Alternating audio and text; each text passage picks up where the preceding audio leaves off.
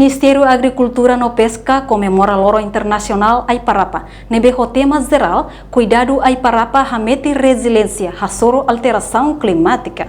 Tinangne, governo Liusimap comemora Loro Internacional Aiparapa. Ho atividade cuida Aiparapa hun atusrua e suku sabuli posto metinaro sexta-feira semana ne. Secretário Estado Florestas, Fernandino Vieira da Costa Hatete, Loron Ronulo Racing nem Fulan Zulio ne, Loron Internacional Aiparapa Niang, no Aiparapa hanesan espécies, ne be importante, honie função, atu for proteção ba iha ikan, no espécies hirak nebe moris iha belarang. Seis nene Loron Mundial ba Aiparapa, Loron Internacional ba Aiparapa, nebe makanesa munutomba celebra, e a Timor-Leste, nesan e Loron Iracriba ita celebra, mas be o implementação ne foi ainda dá uma ita celebra.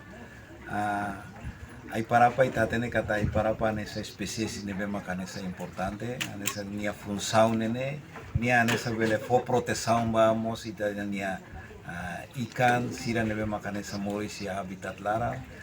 Bele moris tolu nia neba i habarak hutan ikan sira nebe makanesa moris ya tasiklaran nia bele mai tolu nia be seda ia Aiparapa laran depois maxia filafali vai tasiklaran depois mos função Aiparapa ida mos nessa atu bele satan nessa be desastre naturais ida nebe mos nessa tsunami kare ida nemos bele saya nessa atu salva be itania tsunami sekali acontece nomos nessa erosão nomos nessa fatim ba itania be balada fuisira nessa manu tirau depois nessa be biota silu sira nebe makanesa bele morisia Aiparapa lara.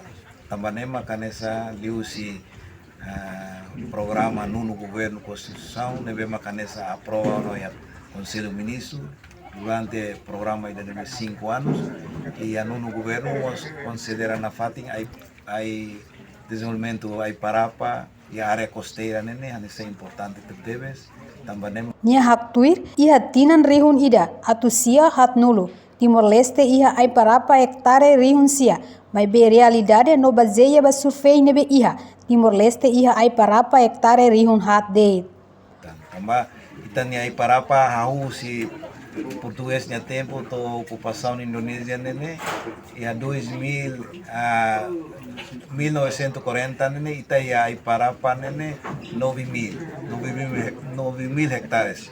Abe na realidade baseia ba survey nebe makanesa ia itania Aiparapa ne hela de 4.000 hectares. Então ita lakonona 5.000 hectares Aiparapa. Ini causa usir bailor naro ko insana.